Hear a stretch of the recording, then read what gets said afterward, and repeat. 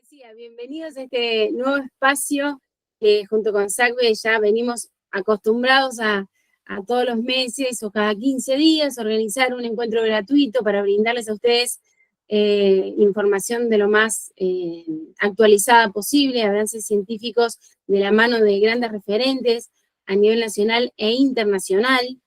Estamos acompañados no solo por colegas de Argentina, sino de todo LATAM, así que agradecidos a todos ustedes porque hayan participado, anotado y estén estas próximas horas escuchando a un gran referente como es Nicolás Porta, que hoy nos trae un tema más que interesante, que es ventrículo derecho, de complemento a protagonista en la función cardíaca. Hoy también nos acompaña la presidente de SACBE, Asociación Argentina de Cardiología Veterinaria, y su vicepresidente, Pablo Batista, que va a estar también de moderación, leyendo las preguntas que puedan surgir durante la charla. Así que bueno, más que nada agradecerles por parte de ICP toda su participación, a SACBE, que siempre trabajamos juntos y es un gusto, un lujo poder contar con esta sociedad tan importante y referente a nivel nacional e internacional, y que son cuna de grandes especialistas. Así que le doy el pie a que comencemos. Nico, ¿estás ahí? Sí, acá estoy, ¿se me escucha? ¿Cómo estás? Bienvenido. Muchas gracias. Muy bien. Bueno, otra vez, otro webinar juntos. Otra vez me tienen que bancar.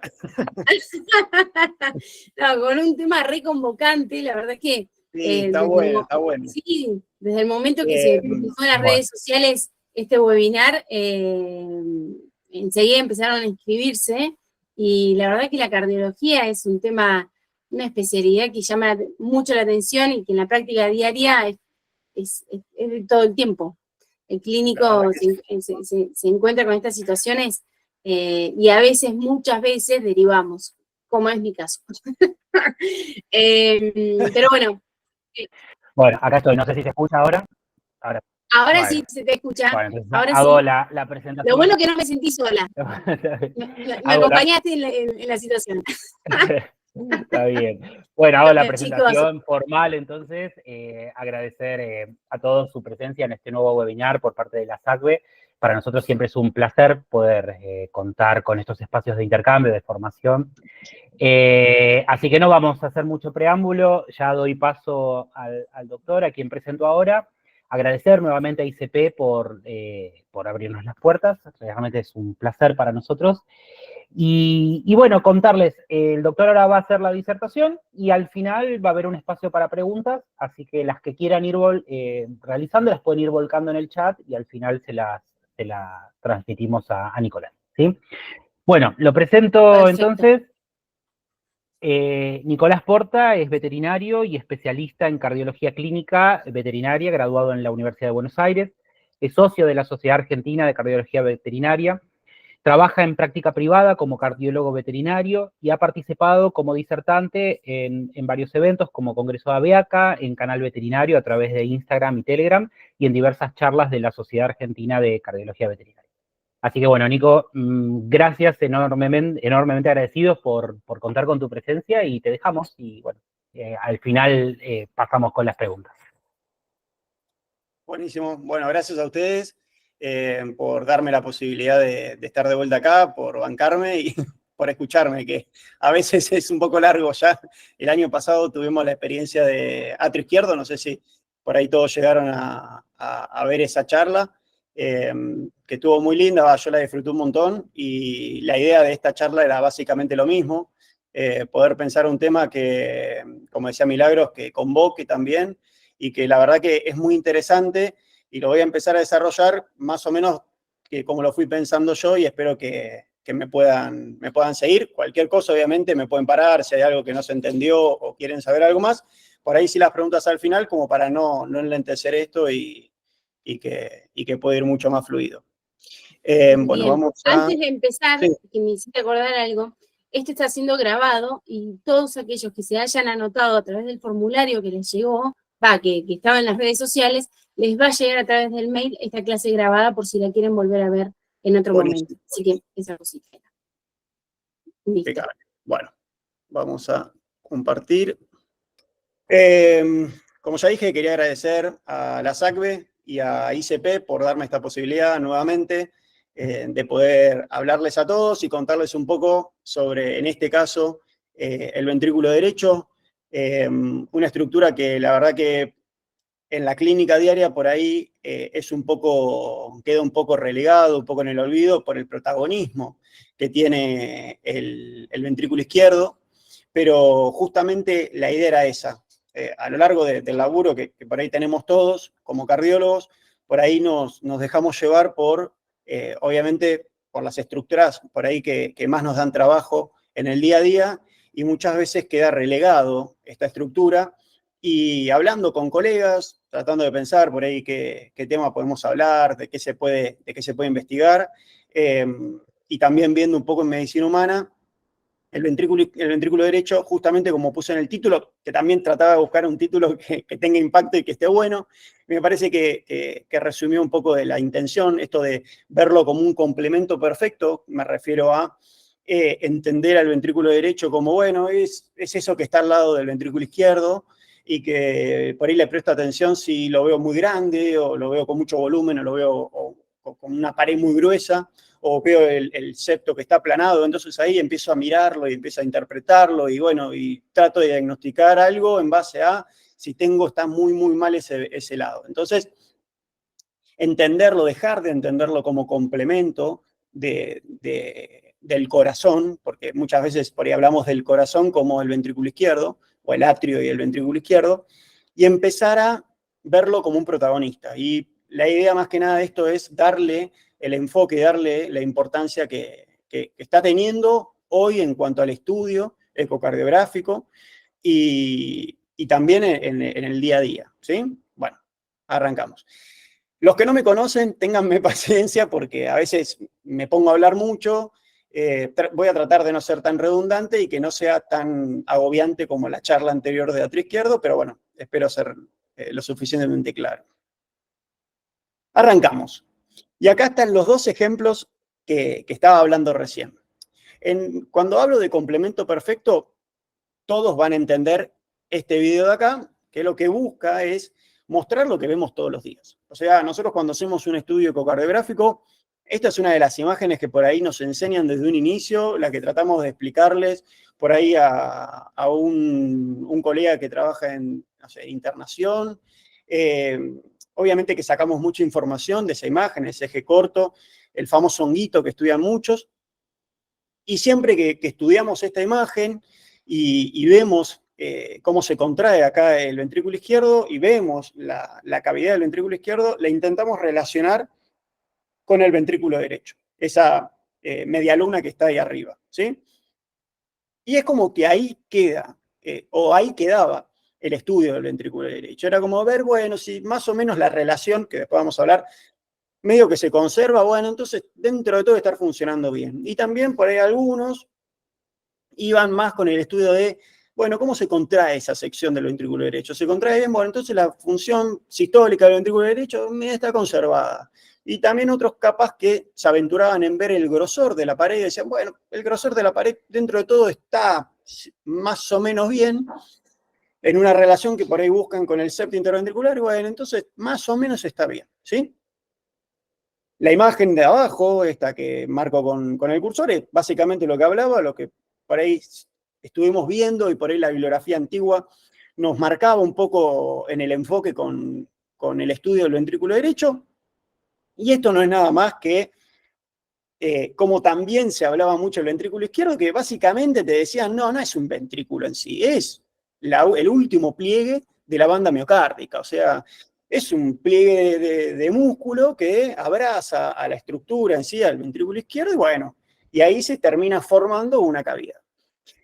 Y después tenemos todo lo contrario, lo que se está hablando hoy, lo que se habla mucho en medicina humana, y ahí mezclé un poquito entre medicina humana acá abajo, que también se está haciendo en veterinaria, y acá arriba, que esto somos nosotros, esto es Argentina, esto soy yo haciendo un estudio del ventrículo derecho, la deformación miocárdica, lo que están viendo ahí, después lo vamos a hablar en detalle, es el estudio de vectores, es esos puntitos se nos están marcando hacia dónde se desplaza la fibra miocárdica del ventrículo derecho, Me dirán, lo tenés al revés. No, no, esto es un corte específico que después lo voy a explicar más en detalle.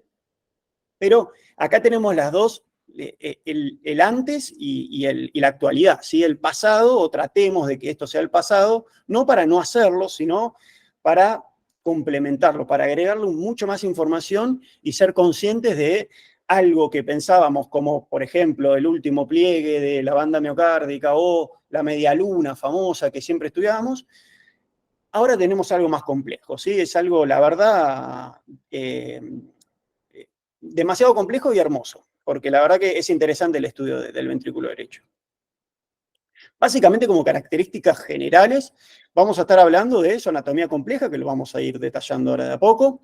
Sabemos que es un sistema de baja presión y alta compliance, alta distensibilidad. Es una estructura que se adapta muy bien al volumen, que acepta muy bien el volumen, que es una bomba de volumen, básicamente viene relacionado con esto, que tiene un patrón contráctil secuencial. Y eso ya puede empezar a hacer ruido como diciendo, ¿por qué un patrón contráctil secuencial? ¿Qué diferencia hay con el ventrículo izquierdo? Bueno, es fundamental esta diferencia.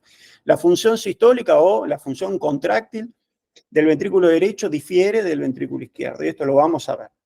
Y después la interacción cardiopulmonar, que esto por ahí viene más relacionado a lo que quiero engancharlo con la clínica, que también vamos a tener algunos trabajos para ir viendo, sobre esta relación cardiopulmonar, que por ahí nosotros estamos más en el día a día en una interacción por ahí cardiorrenal, que es algo que lo vemos muy seguido, pero es algo muy, muy, muy frecuente, la interacción cardiopulmonar.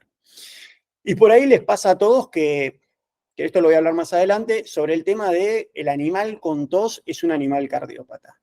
Eso es un mundo, ¿no? Eso para hacer una charla específica de eso, pero creo que todos como cardiólogos, hemos recibido pacientes que porque tosen o porque tienen una placa con una sobrecarga o un agrandamiento derecho del corazón, vienen a cardiología. Y después por ahí la realidad es otra. Después vamos a hablar.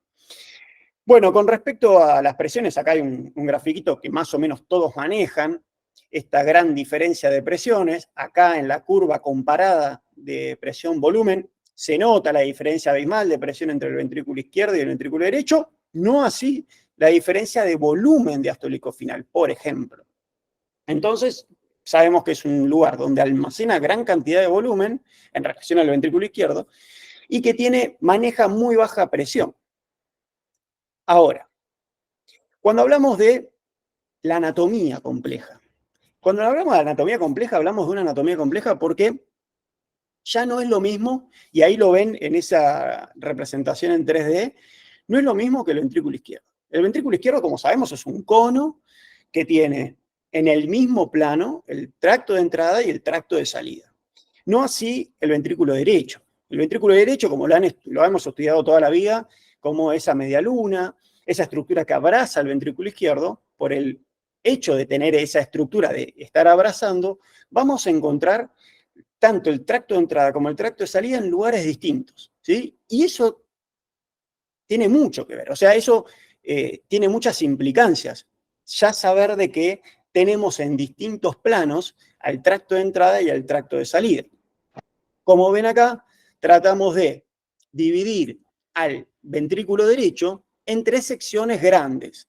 El tracto de entrada, ¿sí? Donde tenemos la válvula tricúspide, la zona trabecular o zona apical, en la cual vamos a ver las grandes trabéculas, y después vamos a ver el tracto de salida, ¿sí? Que después lo vamos a ver en el estudio ecocardiográfico, en otro ángulo, en otra sección. Obviamente vamos a ver que el tracto de entrada y el tracto de salida está dividido por la cresta supraventricular, y esa zona es donde vamos a encontrar lo que llamamos infundíbulo o bolsillo, como dice ahí, ventrículo infundibular, ¿sí? Que divide tanto el tracto de entrada como el tracto de salida. Entonces, ya esto nos puede dar un poquito más de idea de, bueno, entonces estudiar al ventrículo derecho no era tan fácil como decían. O sea, no era tan sencillo como hacer, por ejemplo, un corte en la zona media e interpretar qué está pasando en el ventrículo derecho. Entonces ya estamos dándonos cuenta que extrapolar mucho en una estructura compleja no es muy bueno, o no nos va a dar muy buenos resultados. Ahora vamos un poquito más fino.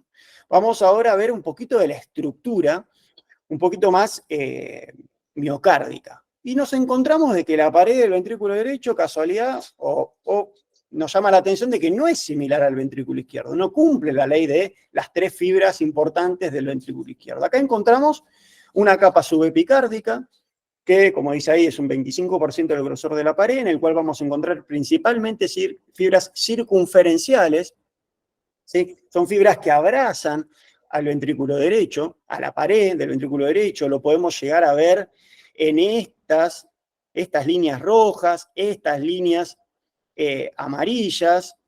Acá tenemos varias representaciones de fibras circunferenciales, acá tenemos la banda miocárdica en una representación, y vemos cómo se van pintando esas fibras que salen de ese torbellino del ventrículo izquierdo y empiezan a gestar, a formar el ventrículo derecho. Entonces vamos a encontrar unas fibras subepicárdicas, unas fibras más superficiales, que son circunferenciales, que ahora vamos a ver qué van a hacer esas fibras.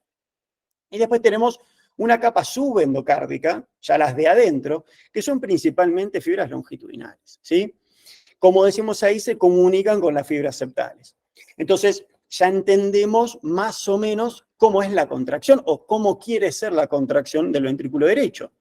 Y cómo interpretábamos o cómo se interpretaba mucho tiempo al ventrículo derecho en el honguito, el corte transversal, ese movimiento, vamos a decirle radial, ya estamos entendiendo que por ahí no es muy completo estudiarlo de esa forma el ventrículo derecho, ¿sí?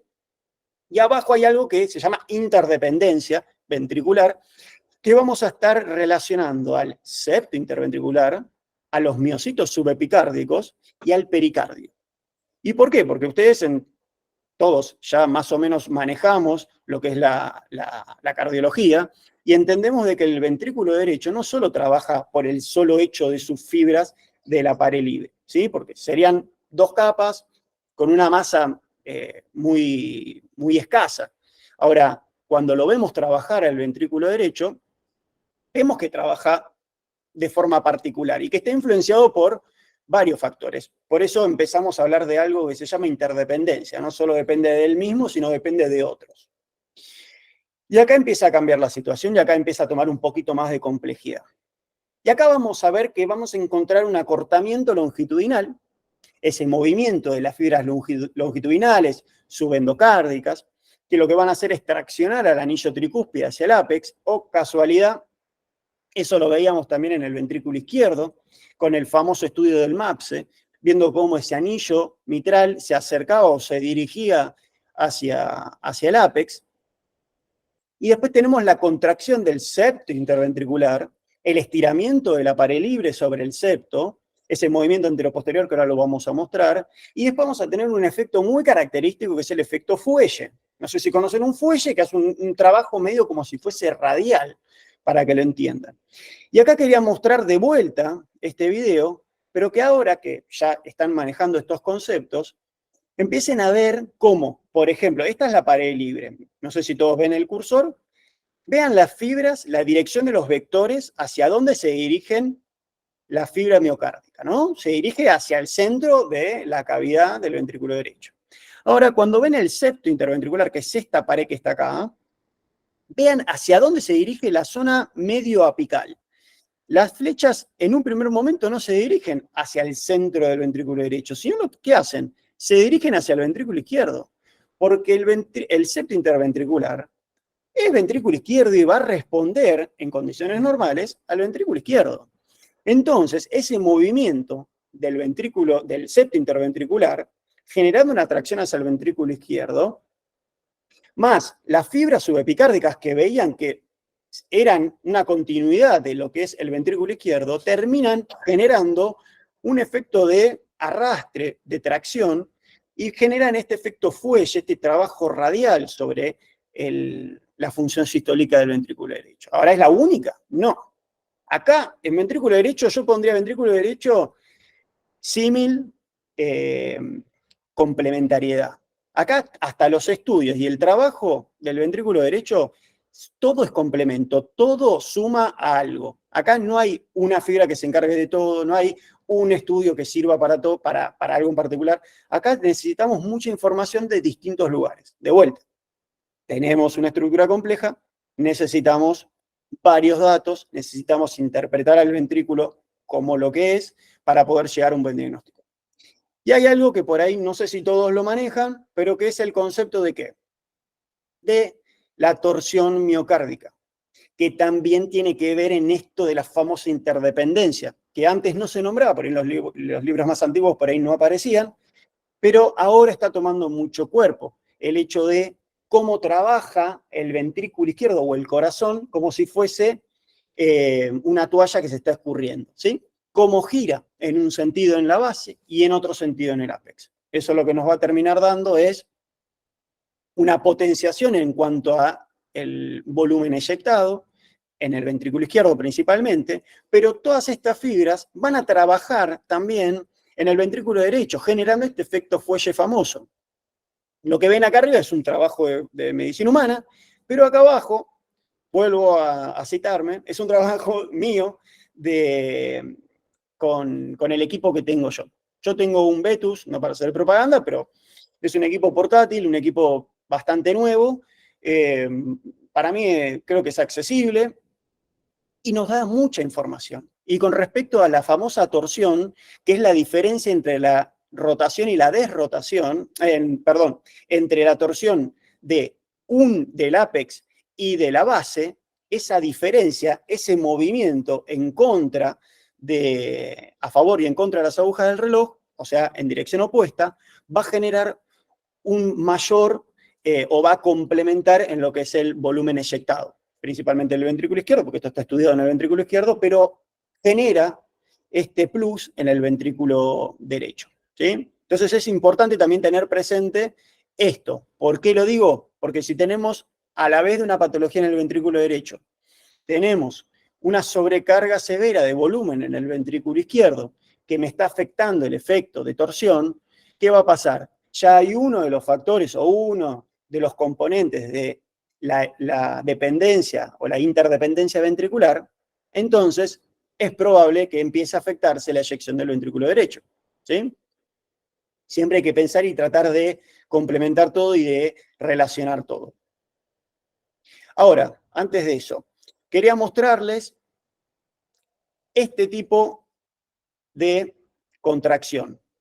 Como dijimos, contracción secuencial, que ahora lo vamos a ver, va a haber un detalle de eso, pero quiero que empiecen a ver cómo se contrae. Esto es un video de una representación de el famoso estudio en 3D. Lo que están viendo acá de este lado, lo que me marca a mí el cursor, es el tracto de entrada y acá tenemos el tracto de salida. Y ustedes están viendo que no se mueven al mismo tiempo. Primero lo hace el tracto de entrada y luego lo hace el tracto de salida y ahora vamos a hablar de eso. Pero fíjense que cuando la malla que ven acá es el volumen diastólico final. Y después cuando se achica, el lugar más chico es el volumen sistólico final. Pero ven que no baja solamente longitudinalmente, no se achica, sino que se achica en distintos planos. Y esto es lo que les quería mostrar, que esto es un trabajo humana. Esperen que vuelvo para atrás. Acá. ¿Qué es lo que proponen en base a este estudio 3D? ¿Cómo van proponiendo el trabajo sistólico? ¿Cómo se contrae el ventrículo derecho? Y acá es medio como que rompe un poco las estructuras porque, de vuelta, ¿cómo interpretamos al ventrículo derecho en un primer momento? Como la media luna que se movía de forma radial. Bueno, entonces, listo, saco la FA ya que hago la FA de longuito en el eje corto del ventrículo izquierdo, bueno, miro para arriba y veo más o menos si se cumple y ya está. Y ahora vemos esto y decimos, ¿cómo? Pará. Entonces, ahora me estás hablando de que hay un manejo, hay una contracción longitudinal, ¿sí? Hay un trabajo longitudinal, hay un trabajo radial, hay un trabajo anteroposterior y hay un trabajo global. Entonces, ¿cómo es la situación? Bueno, la situación es así de compleja, por eso es así de apasionante en cuanto al estudio del ventrículo derecho, porque no nos podemos valer de una sola vista ecocardiográfica para poder interpretar cómo está trabajando nuestro ventrículo derecho. Y esto toma más peso cuando estamos viendo sintomatología, pero nosotros vemos que por ahí se cumple la FA que estoy viendo cuando hago longuito. O no veo una sobrecarga, por ejemplo, de volumen, o el espesor, no me acuerdo cómo era el espesor de la pared, y bueno, más o menos se ve gruesito, pero por ahí sospecho de que está deshidratado, y bueno, y no me cierra que es derecho. Y entonces empiezo a pensar otras cosas y por ahí el diagnóstico se va para otro lado y capaz que lo tenemos nosotros al diagnóstico, ¿sí? Entonces, igual este trabajo muy interesante. Yo al final de todo, eso lo quería aclarar, yo les voy a dejar la batería de trabajos con la que armé esta presentación, igual que lo hice el año pasado con Atrio Izquierdo. Creo que tiene más o menos la misma cantidad de trabajos, así que el que tenga ganas y paciencia se va a poner a leer todos los trabajos. Una selección muy interesante, muy linda. Hay de humana y de veterinaria. Y acá quería caer con el acortamiento secuencial. ¿Cuál es la importancia del acortamiento secuencial? La formación del flujo de sangre que entra y que sale del ventrículo derecho y la formación de los famosos vórtices. Y acá lo que están viendo por ahí es algo muy nuevo para veterinaria y un poco nuevo para medicina humana. Que es lo que están viendo acá, que son representaciones 3D de los vectores del flujo sanguíneo. Acá lo que están viendo es el vector, interpretan los glóbulos rojos, cómo entran al ventrículo derecho y cómo salen, y encima en qué velocidad. Te vuela la cabeza esto, pero es interesante para entender cómo fluye la sangre en el ventrículo derecho, que es fundamental. Y acá vamos a entender lo que venía diciendo antes, que vamos a tener un tracto de entrada que va a moverse de forma principalmente longitudinal, y lo pueden ver en el video claramente, y también va a tener un movimiento de fuelle. Se ve claramente como esta punta del anillo tricúspide no solo va para abajo, sino va para lo que sería el centro o lo que sería el septo interventricular. Y después tenemos el tracto de salida que se va a contraer 25 milisegundos más tarde. Hay un más menos, pero bueno, el promedio son 25 milisegundos más tarde. ¿Y por qué tiene sentido eso? Tiene sentido eso porque claramente, si todo se contrae al mismo tiempo, nunca va a tener función una estructura compleja que tiene un lugar de entrada en un ángulo y un lugar de salida en otro ángulo. Piensen de que entra por acá y sale más acá adelante, entonces, si no tiene una secuencia, esto no va a ir para ningún lado. A diferencia del famoso ventrículo izquierdo que entra y sale todo en un mismo plano. Y ahí por eso hablamos del famoso gradiente intraventricular, que es esto lo que tratan de demostrar el estudio de vectores de flujo sanguíneo, formando los famosos gradientes. Fíjense que en esta imagen están medios borrados los de la zona apical trabecular, porque acá se generan distintos vórtices que no tienen mucha importancia porque es el remanente que después, cuando quieran leer trabajos sobre flujo, van a hablar de un volumen remanente, un volumen entrante, un volumen eyectivo. Bueno, se hace más complejo la situación, pero lo que quería marcar acá es que esta estructura, que empezó siendo sencilla, se fue haciendo compleja cuando la empezamos a estudiar, y ahora vemos que tenemos un flujo ya y tenemos un vórtice. Perdón, ¿hay un micrófono? ¿Me quieren decir algo? Ah, bueno, creo que hay un micrófono abierto. Bueno, entonces, ya empezamos a entender de que tenemos un acortamiento secuencial. O sea, ya la contracción ya no es tan sencilla como era, el trabajo sistólico no es tan sencillo, entonces, cuando yo quiera meterme a estudiar esto con el ecocardio, ¿no? Con el ecógrafo, voy a tener que empezar a pensar un poquito más lo que estoy haciendo, ¿sí? Me queda esta parte que es básicamente cómo se adapta el ventrículo derecho a las distintas complicaciones que pueda tener hemodinámicamente hablando. Y lo hace de la misma forma que el ventrículo izquierdo. Esto parece como redundante, diciendo, oh, bueno, sí, es el corazón, se va a adaptar. Pero bueno, siempre fue estudiado, por ejemplo, la adaptación homeométrica y heterométrica en el ventrículo izquierdo. La adaptación por ahí heterométrica más famosa, que por ahí se puede entender o que se puede conocer cuando hablamos o interpretamos a las sobrecargas de volumen, es el mecanismo Frank-Starling. Aumenta el volumen diastólico final, responde el corazón hacia eso, aumenta el volumen eyectivo. Cuando hablamos de la regulación o la adaptación homeométrica, como dice ahí el recuadro, que lo voy a leer porque básicamente es esto, dice: el aumento crónico de la poscarga en cualquier causa da lugar a una hipertrofia del ventrículo derecho, que inicialmente es adaptativa y se acompaña con un aumento de la contractibilidad. Esa contractibilidad intrínseca que se habla mucho en los trabajos. Y un volumen sistólico conservado. ¿Qué básicamente quiere decir esto? Cuando el ventrículo derecho se somete de forma abrupta a una sobrecarga, a un aumento de la poscarga, por ejemplo, a un aumento de la presión pulmonar, el ventrículo izquierdo lo primero que va a hacer, como es su característica, que dijimos que era de alta compliance, se va a adaptar y va a aceptar más volumen. Entonces, en un primer momento, el volumen diastólico final va a aumentar. Y el volumen sistólico final también va a aumentar. Eso lo detecta la fibra miocárdica, ¿sí? Y al detectar la fibra miocárdica, eso toma partido por ello. Entonces, ¿qué hace? Aumenta su contracción intrínseca, se acomoda, se empieza a reestructurar, ¿para qué? Para poder preservar ese volumen diastólico final y principalmente el volumen eyectivo. Entonces, lo que logra o trata de hacer, como muestra este gráfico de acá, compensar. ¿Compensar en base a qué? A el volumen diastólico final.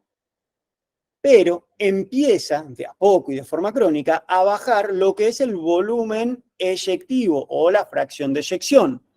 Y también lo que es la elastancia, la distensibilidad. Recuerden que cuando tenemos sobrecarga de presión en el ventrículo izquierdo, ¿qué es lo que empieza a fallar? La función diastólica. Obviamente que nosotros podemos interpretar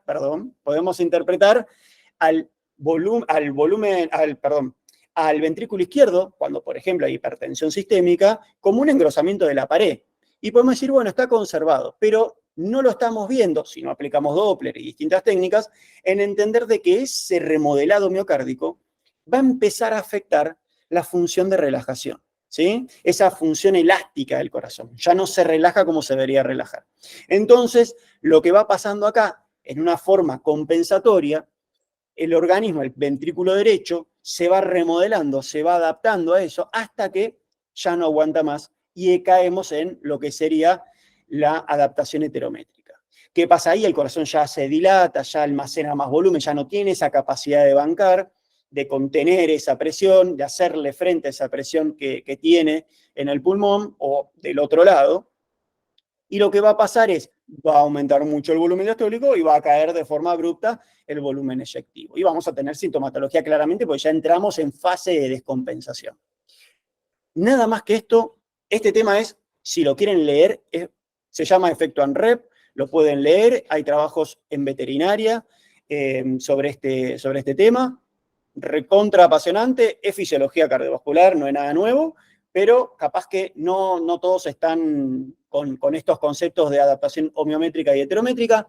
Básicamente es lo mismo que en ventrículo izquierdo, pero sí es importante tenerlos presentes cuando nos estemos relacionando con una causa de aumento de la resistencia vascular pulmonar, que es la hipertensión pulmonar capilar. O sea, cuando empezamos a ganar presión a nivel pulmonar, debido a bronquitis crónica, fibrosis pulmonar, lo que sea. Pero tener presente esto, y esto quiero apuntar más adelante, a que tenemos que empezar a relacionarnos, capaz que todos ya lo hacen, y yo me estoy metiendo en esto, pero capaz que me siguen muchos con este concepto de que a veces estamos un poco disociados de lo que pasa en el pulmón y cómo vincularnos y cómo también nosotros hablar con los clínicos sobre esa relación cardiopulmonar, ¿sí? Y vamos a hablar un poquito más adelante. Usé este trabajo porque me pareció muy interesante en el concepto de plasticidad ventricular. Como entienden, la plasticidad pulmonar es la capacidad de adaptarse, ¿sí? De adaptarse a un problema, a una sobrecarga, por ejemplo, en este caso de volumen, y poder revertir esa situación, ¿sí? Y esto, entender que hay plasticidad en el ventrículo derecho, nos hace también decir, bueno, pará, si yo sé que el ventrículo derecho me va a dar una mano aceptando volumen ante un aumento, por ejemplo, de presión inminente o a una insuficiencia pulmonar, como lo que recrean en este trabajo, y va a almacenar más volumen y, por ejemplo, como muestran acá, hay valores que se van a empezar a alterar. Entonces, este trabajo lo que muestra es, bueno, generamos una insuficiencia pulmonar, por ejemplo, pero después la revertimos, después cortamos ese circuito. Y vemos si el corazón puede adaptarse, puede volver a ser el de antes. Y claramente acá lo muestra. y sí puede volver a ser el de antes. ¿Qué nos quiere decir esto? Que nosotros tenemos una estructura, un ventrículo, que tiene capacidad de compensar, capacidad de adaptarse, pero después puede volver. Esa capacidad de poder volver a ser un ventrículo normal nos puede ayudar a nosotros a hacer algo que por ahí estamos pregonando mucho ahora, que es la medicina preventiva. ¿Sí? Estar atentos, estar encima. El animal empieza a toser, bueno, si empieza a toser, no primero decir es cardiópata, sino empieza a toser, bueno, empecemos a ver, a valorar el ventrículo derecho. Empezamos a encontrar signos tempranos de alteración funcional. Perfecto, empecemos a tratar. Capaz que no hay que tratar al ventrículo derecho, capaz que hay que tratar al pulmón. Bueno, vinculémonos con un neumonólogo. Empecemos a recomendar al clínico que vaya al neumonólogo. Por lo menos en mi valoración personal. En mi clínica diaria, o en mi práctica diaria, cuando veo a un paciente con tos y hablo con el clínico quiere resolver esa tos. Y es medio, se resiste a la consulta con el neumonólogo. Van al neumonólogo cuando ya pasó tiempo, cuando ya no hay vuelta atrás, cuando ya se les escapó de las manos, o ya es muy tedioso la tos, la gente ya está muy ansiosa. Tratemos de que no pase eso, porque tenemos un órgano que es muy bueno, tenemos un ventrículo que es muy amigable con esta situación, que puede bancarnos, pero si no hacemos caso y no detectamos esto de forma temprana, podemos no tener vuelta atrás. En este caso nos marca que ante una sobrecarga de volumen controlada, si se revierte, puede volver. Entonces, plasticidad tenemos que nosotros hacer el esfuerzo de nuestra parte, ¿a qué? A verlo de forma temprana y empezar a detectarlo. Y tenemos formas, después voy a hablar de eso. Ahora, ¿cómo estudiamos al lado derecho? Y pongo lado derecho porque no quise poner ventrículo derecho porque después hablo un poquito de atrio, porque obviamente me puede, y quería hablarles a ustedes de cómo lo estudiamos, ¿sí?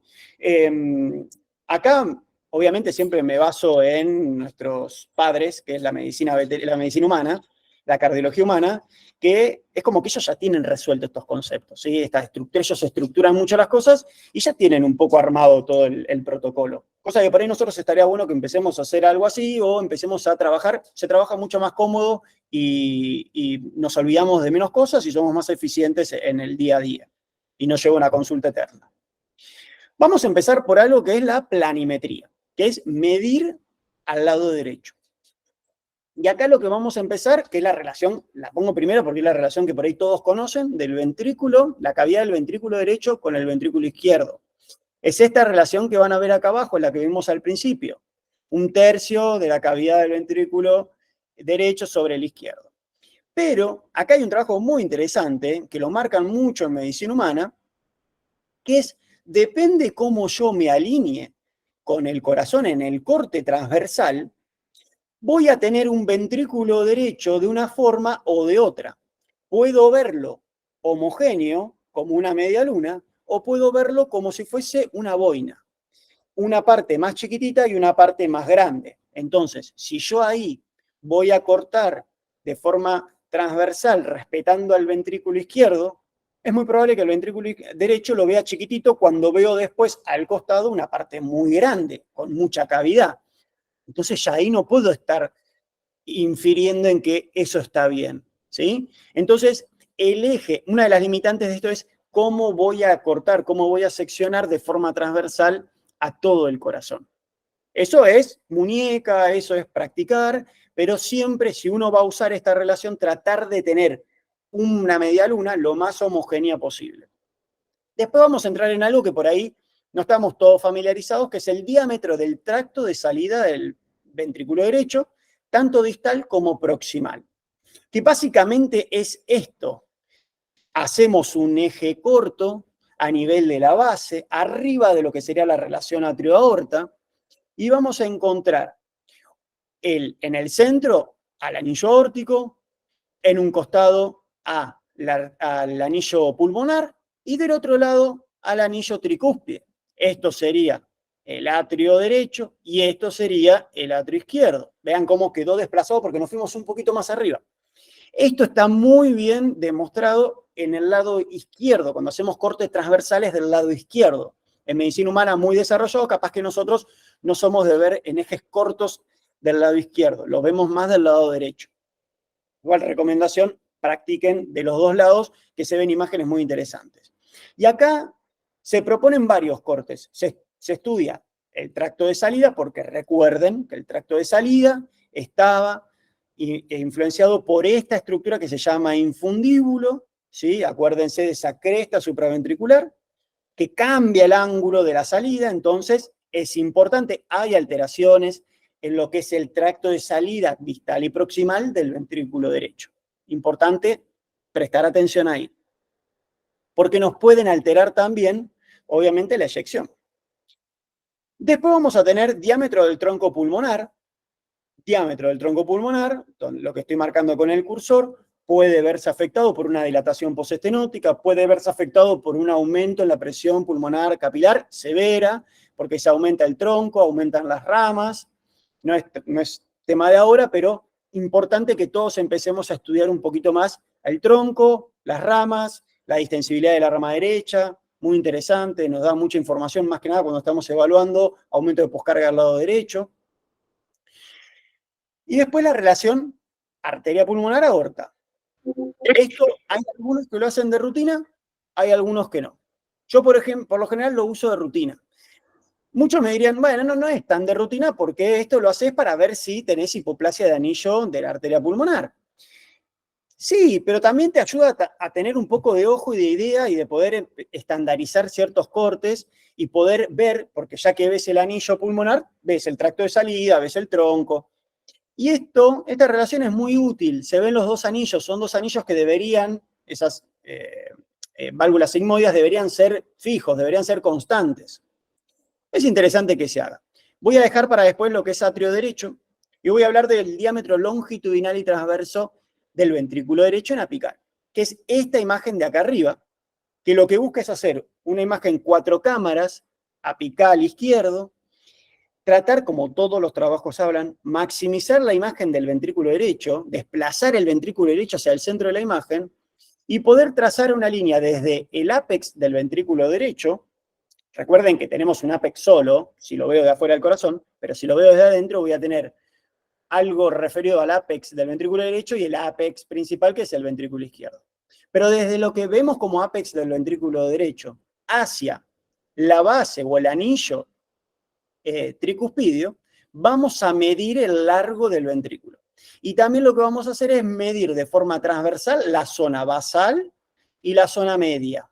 Eso nos va a dar una idea y nos va a mostrar cómo está estructuralmente el ventrículo. Si no hay, ¿cómo se llama?, alteraciones regionales, ¿sí?, del ventrículo. Si no hay sobrecarga, si la pared, porque muchas veces la pared puede estar trabajando mal en alguna sección y eso hace que por ahí se empiece a almacenar más volumen en distintas zonas. Entonces es importante esto.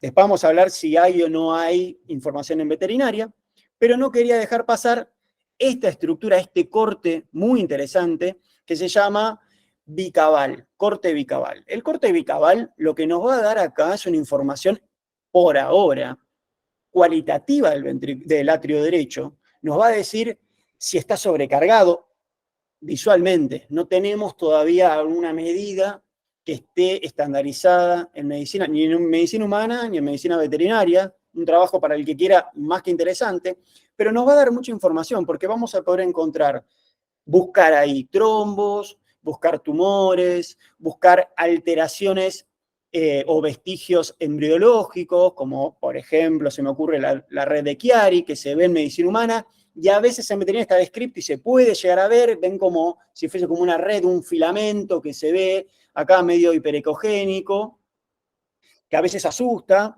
y bueno, hay otras alteraciones. Y otra cosa también muy interesante, como se ve acá arriba, acá tenemos la válvula tricúspide. Y esta válvula tricúspide, ¿qué podemos ver acá? Una insuficiencia tricúspide. Y podemos hasta medir una insuficiencia tricúspide, claramente, siempre y cuando estemos bien alineados y sea, por ejemplo, concéntrica. Si es concéntrica, genial. Ahora, si es medio excéntrica, como por lo generalmente son las insuficiencias tricúspides leves, y capaz que vamos a estar un poco mal alineados. Y otra cosa muy interesante, poder poner color, Doppler color, y ver las cavas, porque estas son las dos cavas. Cava craneal, cava caudal. Vemos cómo entra la sangre al atrio derecho. O sea, si los que me escucharon se quemaron el cerebro conmigo en atrio izquierdo, las venas pulmonares, idem, cavas. Y vamos a poder ver ahí cómo está el flujo de las cavas y si hay algún trombo, si hay alguna alteración, ¿sí? Y otra estructura que les quería mostrar, estos dos que tienen que estar presentes, esta de acá arriba es el atrio, un corte, ¿no? Transversal del atrio izquierdo, chiquitito, porque estás agarrando medio arriba, y la estructura que está abajo es la rama derecha de la arteria pulmonar, ¿sí? Ahora, ¿cómo lo hacemos? Bueno, acá tengo, este soy yo, acá está la cabeza del animal, a la derecha de la pantalla, a la izquierda está la cola, y acá lo que estoy haciendo es partiendo de una atrioaorta, de una imagen atrioaorta, bajo la cola del transductor, levemente, y roto en sentido de las agujas del reloj, llevo el dedo hacia el otro lado, el dedo gordo hacia el otro lado, como ven cómo se mueve, el transductor es leve el movimiento, bajo la cola, roto, ¿sí? Hacia mí, la mano la roto hacia mí, hago este movimiento, y voy a encontrar esta estructura que es el bicabal. Aunque no lo crean, se ve muy bien en perros por tamaño que en gatos. Aunque no lo crean, esto es un gato. Este video es de un gato que tiene una sobrecarga terrible del ventrículo del atrio derecho y me sirvió para hacer el video. Pero miren lo claro que se ve la información que nos puede dar. Y además podemos empezar a estudiar algo que por ahí no lo teníamos tan presente, al atrio derecho, ¿sí? Después, si quieren, el que quiera me pide, o si no, creo que también, no lo tengo en Instagram, pero si quieren me lo piden y yo se los comparto el video con todo gusto y practican. Hay muchos que han trabajado conmigo y costó, pero después lo fueron sacando y ahora están muy contentos y lo usan. Así que está bueno. Bueno, seguimos con la función cisto-diastólica. Acuérdense que teníamos planimetría en primer momento, medíamos todo, y después pasamos a, bueno, entender si está trabajando bien o no. Y acá vamos a aplicar conceptos de función cistodiastólica, como por ejemplo el cambio de área fraccional. El cambio de área fraccional es esta imagen que ven acá arriba de todo, la estoy moviendo con el cursor, no deja de ser el área en diástole del ventrículo derecho en una imagen apical 4 cámaras, y el área en sístole, en la sístole final, ¿sí? Ese cambio de área nos hace entender cómo es la eyección del ventrículo derecho. Ahora, tiene ciertas limitantes que ustedes van a entender y después lo vamos a estar hablando. Acuérdense de la complejidad estructural.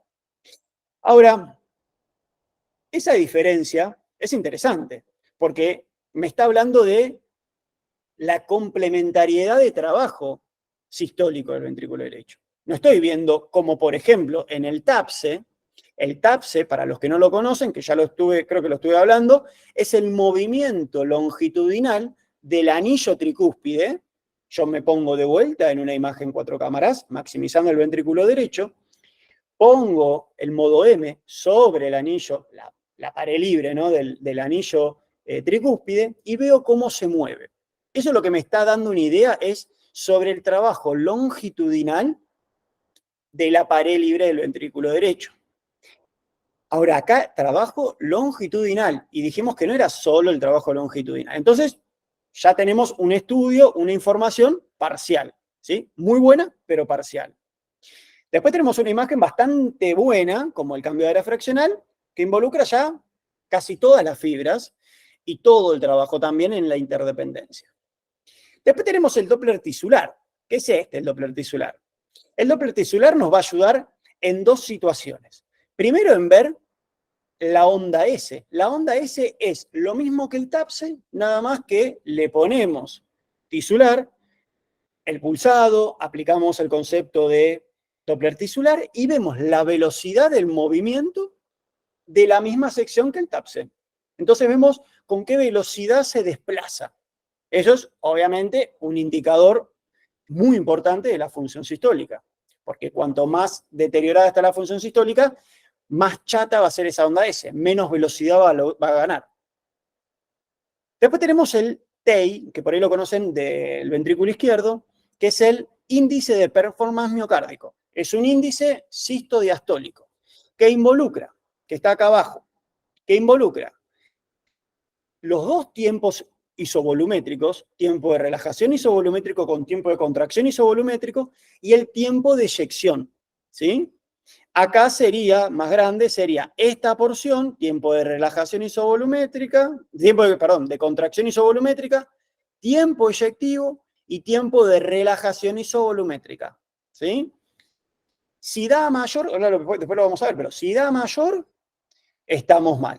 Ahora me van a decir, ¿pero qué está mal, Doc? Orico, ¿qué está mal?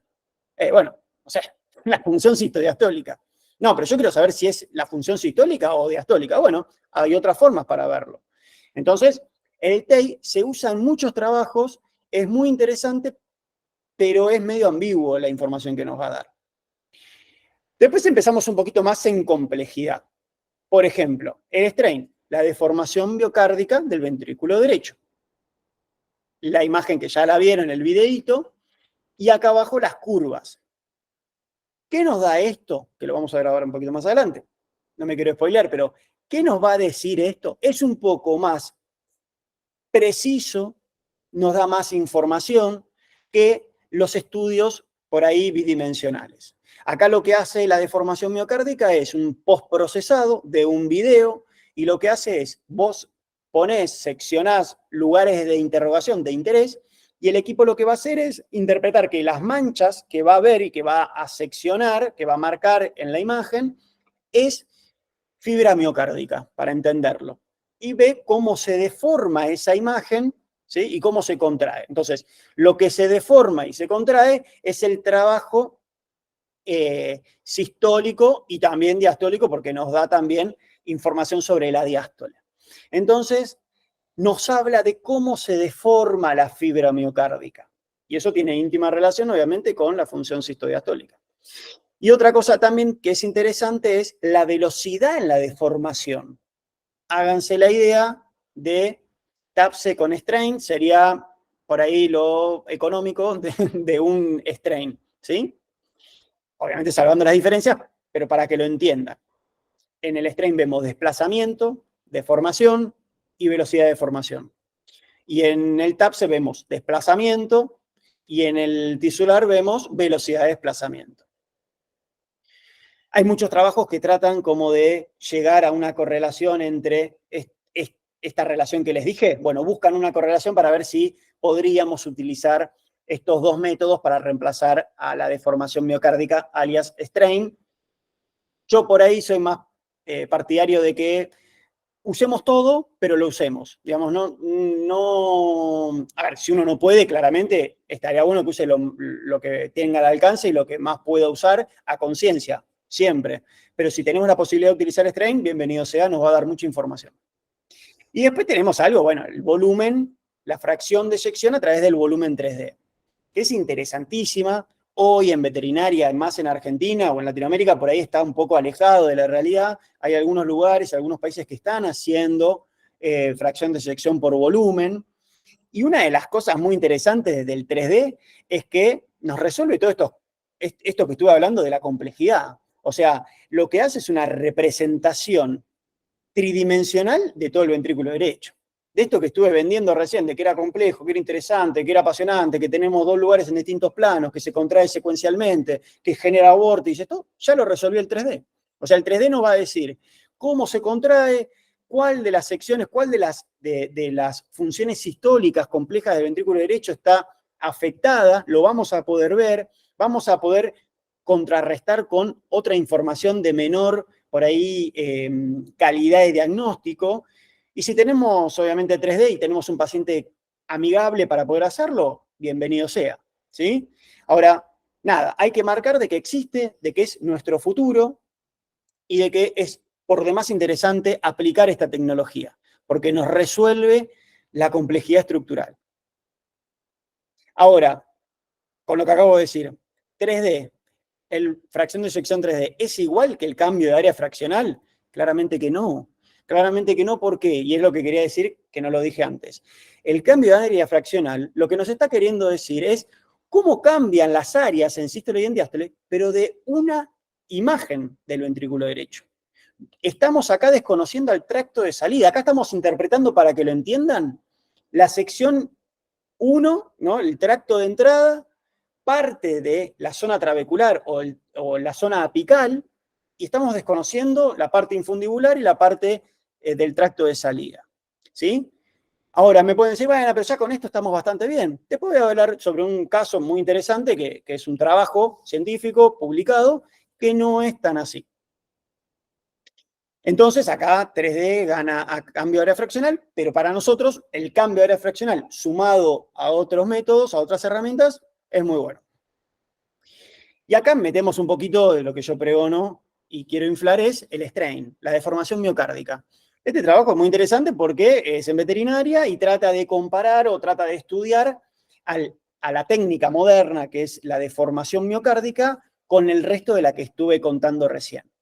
Y hay algo que acá quería aprovechar y quería aclararles, que cuando estudiamos la deformación miocárdica del ventrículo derecho, desconocemos o tratamos de sacar, porque se puede hacer en el postprocesado, sacamos el septo interventricular.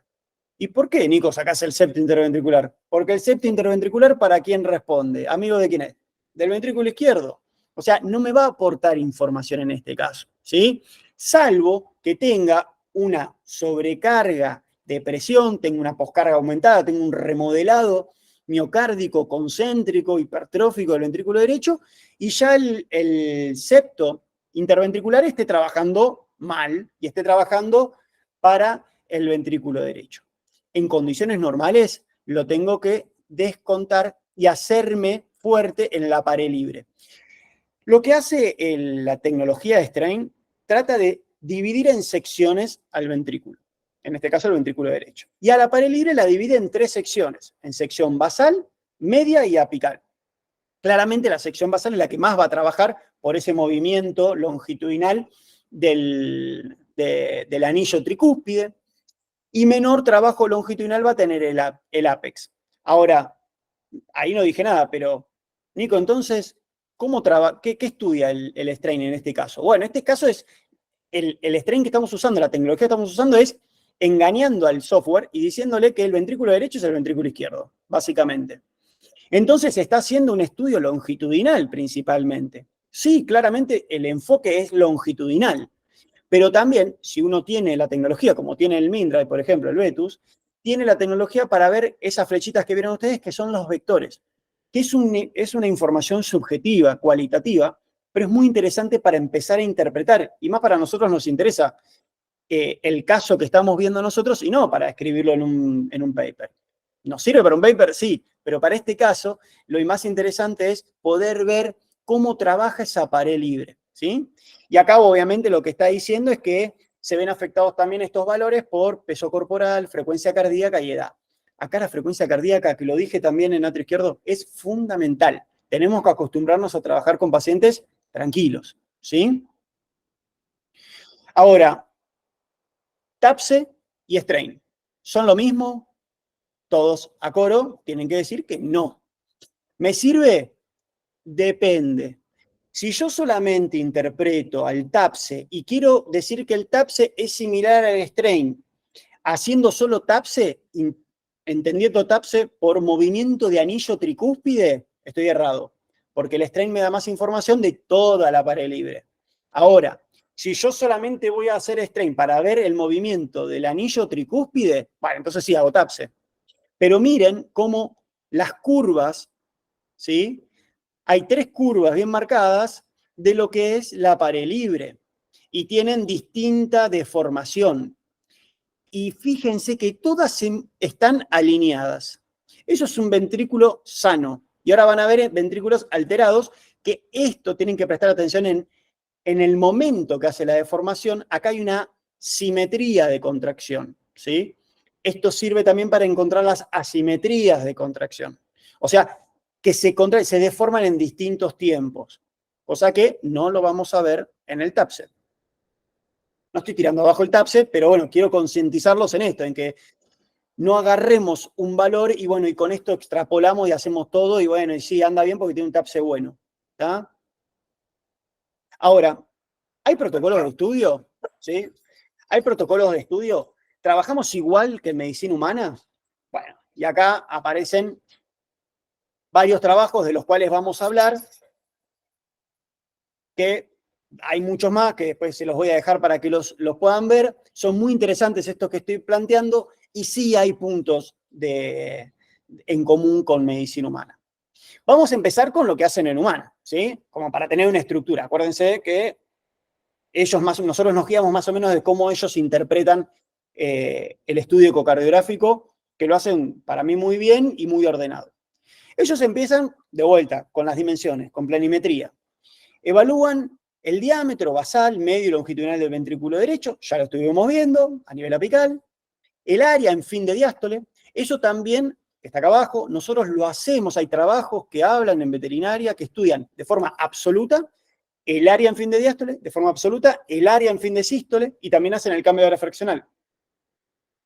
También hacen el grosor de la pared libre, de vuelta. Nosotros, como ya dije, el grosor es muy relativo, no hay trabajos con un N muy importante, tratando de hacer una estratificación en base al peso sobre el grosor de la pared y en presencia de cardiopatías, como para entender también, bueno, hasta tal grosor estamos hablando de un remodelado concéntrico, de una dilatación, de un afilamiento de la pared, todavía no hay nada de eso.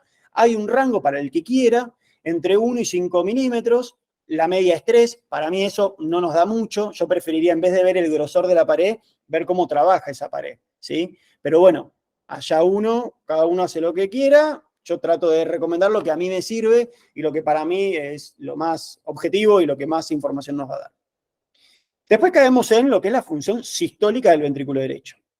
Medidas de la función global del ventrículo derecho, o sea, fracción de sección 3D, el TEI, el índice de performance miocárdico, función sistodiastólica, y el cambio de área fraccional, ¿sí?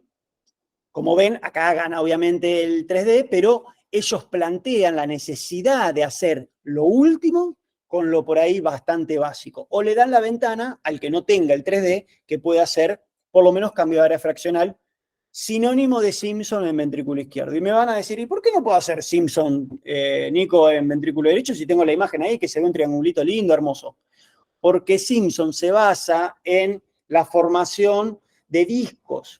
Y acá no tenemos una estructura cónica como es el ventrículo. Estaríamos estimando mal, quiero decir, porque no es la estructura similar al ventrículo izquierdo. Es una estructura compleja, es una estructura que abraza a una estructura cónica, entonces no podemos proyectar lo que nos dice Simpson. Ahora me pueden decir, yo hice Simpson y me da más o menos como el cambio de área fraccional. Divino. Lo que dicen los trabajos y lo que debería hacerse por un principio deductivo lógico es el cambio de área fraccional. No hacer Simpson, en este caso, ¿sí? Después caemos en las medidas de acortamiento longitudinal. Y vieron que ya no fuimos de la función global, involucrando todas las formas, todas las fuerzas que intervienen en la contracción ventricular derecha, sino que caemos en las medidas de acortamiento solo longitudinal. Ya las estuvimos hablando, el TAPSE, la onda S', y el famoso strain longitudinal. Y después caemos en la función diastólica. Quiero escuchar los que hacen función diastólica del ventrículo derecho, porque es para aplaudirlos, porque la verdad que es algo que no hacemos, creo que nadie hace de rutina, lo hacemos cuando hay alguna alteración. Ahora, yo tampoco les voy a mentir, yo no lo hago de rutina, yo trato lo que sí es de en la rutina ver cómo es la relación EA, ver cómo están las ondas, ver si hay algún tipo de insuficiencia tricúspide, tratar de ver de forma subjetiva, no por ahí el atrio derecho en un 4 cámaras, sino verlo en un bicabal, eso lo hago de rutina, el que vea mis trabajos, vea mis informes, va a estar la imagen del bicabal. Es un desafío para mí también en la maniobra, es muy interesante. Pero bueno, lo que proponen en humana es la relación EA famosa, la relación EE', que nos habla de riesgo de falla congestiva, tiempo de desaceleración de la onda E, incremento del flujo diastólico de las venas hepáticas. Como ven acá normal, tenemos tenemos una onda positiva, después viene una onda negativa sistólica y una onda negativa diastólica, que es menor siempre la diastólica ante la sistólica. cómo va progresando y cómo se hace bifásico. Han escuchado o han leído sobre los flujos bifásicos de las venas hepáticas. Estamos complicados ahí. Pero bueno, es interesante también practicar flujo de vena hepática. Y acá lo que proponen en medicina humana es volumen del atrio derecho. En trabajos de veterinaria se habla de área de ventrículo, o cambio de área, o área indexada del atrio derecho. A fines prácticos, ya es bastante interesante poder valorar el área del atrio derecho, y ya vamos a ver un trabajo que habla sobre esto, pero que también hay que darle importancia. Me van a decir, que es lo que por ahí hablo con muchos, es re difícil ver el atrio derecho cómodo en un 4 cámaras. Me cuesta un montón por la anatomía del animal. Piensen que, por lo menos en Argentina, la mayoría trabajamos con pacientes parados. Es un desafío en un paciente parado, más cuando tienen tórax bien profundos, poder hacer un corte prolijo. Se hace mucho más cómodo en un paciente acostado. Los invito, si quieren hacer pacientes acostados, es muy satisfactorio, es un desafío, pero hay muchas imágenes que salen mucho más fáciles. Bueno, la Sociedad Española más o menos dice lo mismo, nada más que acá agregan, para la función sistólica, si estamos en presencia de una insuficiencia tricúspide, aplicar el famoso DPDT, diferencial presión, diferencial tiempo. ¿Sí? Nada, esto es lo que se hace en la insuficiencia mitral, ver el DPDT, bueno, lo mismo proponen para la insuficiencia tricúspide.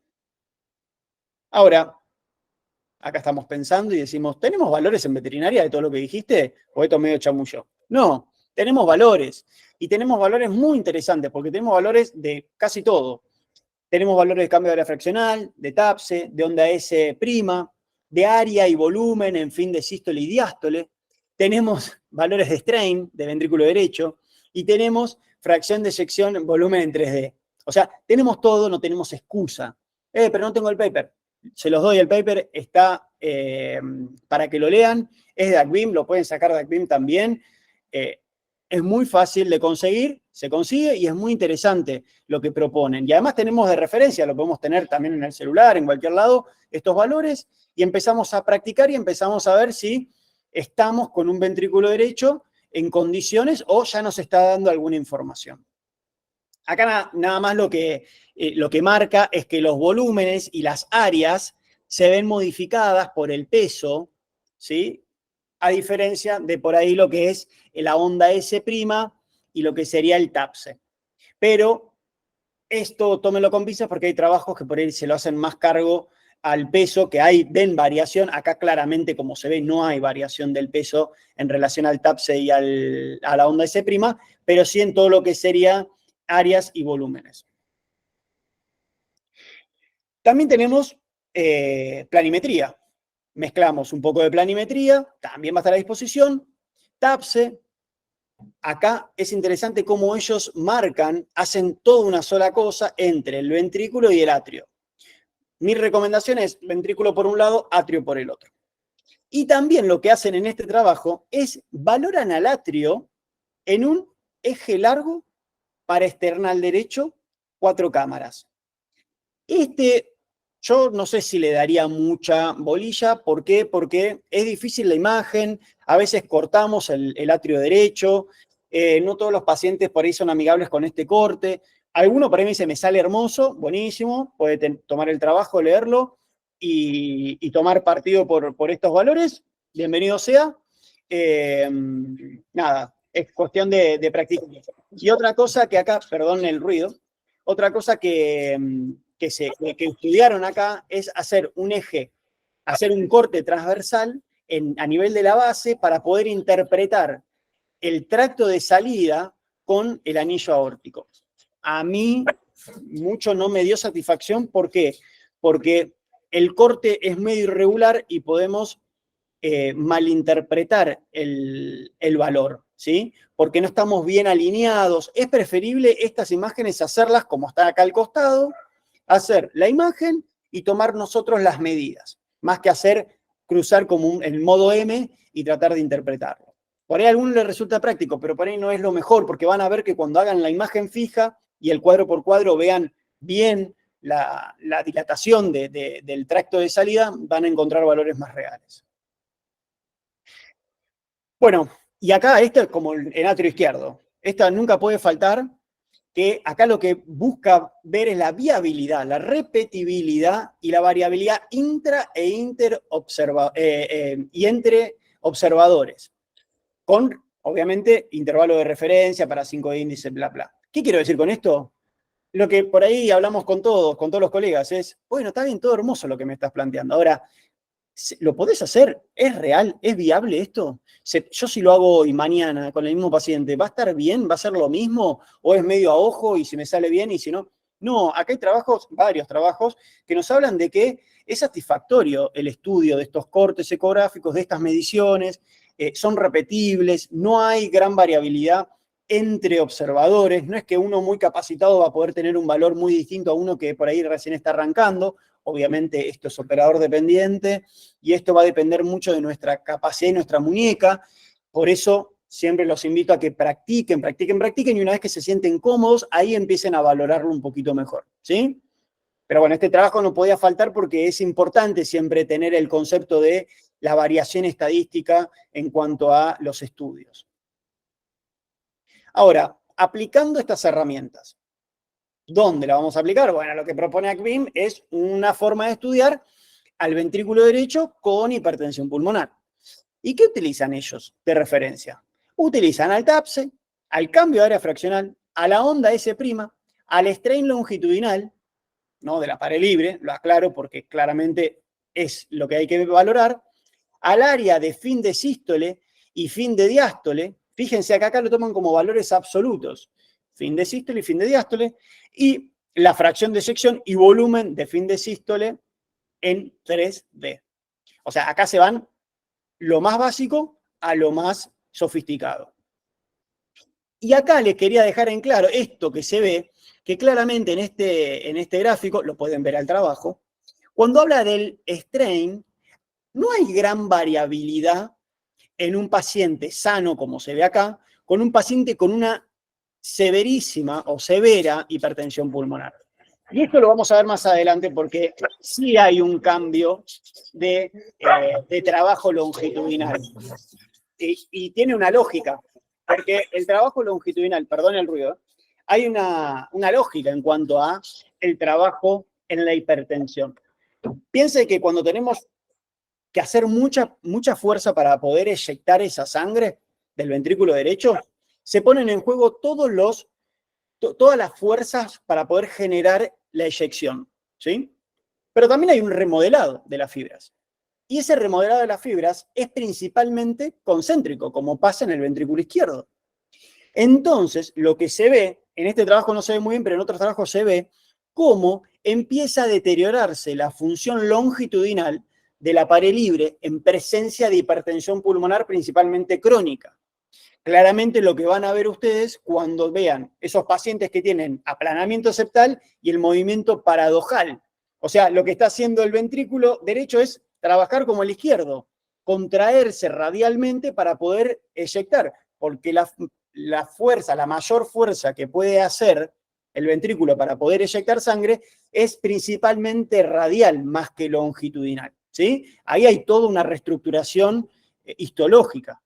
Y eso es interesante. Y acá lo que se ve es que en una hipertensión severa sí se ve modificado el volumen diastólico final, ¿sí? Ya acuérdense de ese remodelado heterométrico, ya cedió la pared, ya no perdió la batalla, empezó a almacenar más volumen porque no puede eyectar más, ¿sí? Bueno, es interesantísimo también este trabajo para que lo puedan leer. Y acá hago la contraparte con la Sociedad Europea de Cardiología Humana. Y dan los tips, que también este trabajo por demás interesante y muy largo, pero muy interesante porque más o menos no estábamos tan distintos a ellos, ¿sí? No hablé nada del flujo de la arteria pulmonar porque no nos compete ahora. Lo que quiero hacer es que vean cómo se estudia el ventrículo derecho en distintas situaciones, en este caso en sobrecarga, en aumento de la poscarga o sobrecargas de presión. Acá obviamente es un trabajo mucho más amplio, muestran la morfología del flujo pulmonar, que es asimétrica, a diferencia de lo que es normal, fisiológico, que es simétrico. Podemos hablar otra clase de esto tranquilamente, otra charla, También ver la insuficiencia tricúspide, la velocidad pico de la insuficiencia tricúspide, el volumen atrial, la relación, bueno, claramente acá el aplanamiento septal. Bueno, en fin, el que quiera leerlo, interesante, pero más que nada para ver cómo interpretan ellos el estudio global de la hipertensión pulmonar. Y acá caemos de vuelta a otro estudio global. Fíjense, y quiero dejar en claro con todos estos trabajos, que no estudian una sola herramienta, un solo parámetro, un solo índice. Es global el estudio. Es muy interesante porque tratan de estudiar de forma completa. Utilizan métodos de estudios longitudinal con estudios global, como por ejemplo el cambio de área, un índice sistodiastólico, planimetría, y después, bueno, acá metemos más tecnología y vemos esta alteración de el trabajo, la deformación miocárdica de la pared libre y, o casualidad, lo vamos a ver más grande, cómo ya esas líneas que estaban todas simétricas, cómo cambiamos y ahora es medio un descontrol, pero los picos están separados. Acá este trabajo lo que plantea, y lo puse ahí, es básicamente es cómo interpretan ellos o cómo determinan la hipertensión pulmonar. Y nada, para que lo lean, muy interesante. Y de vuelta, creo que se empiecen a empapar de que el estudio del ventrículo derecho no es solamente con una imagen, con un índice, ¿sí? Hay que empezar o para ellos, ya todos lo hacen, ¿eh? Yo lo digo pensando de cómo yo arranqué todo esto, en que empecé a leer, me empezó a hacer ruido, decir, bueno, pará, hay que estudiarlo un poquito más, y ya no es tan sencilla la media luna, sino que es algo por demás complejo. Acá está lo que quería decir, este trabajo es genial, este trabajo le dan una droga que genera un aumento de presión, recrea una hipertensión pulmonar, y lo que vemos acá es cómo aumenta la presión, cómo, por ejemplo, para que lo vean, cómo el strain longitudinal, cómo baja, perdón, cómo aumenta el strain rate, cómo aumenta los volúmenes y cómo el índice de TEI aumenta.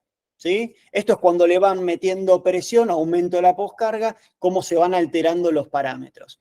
Casualidad, miren, el paciente sano, cómo arrancó y cómo terminó alterándose principalmente.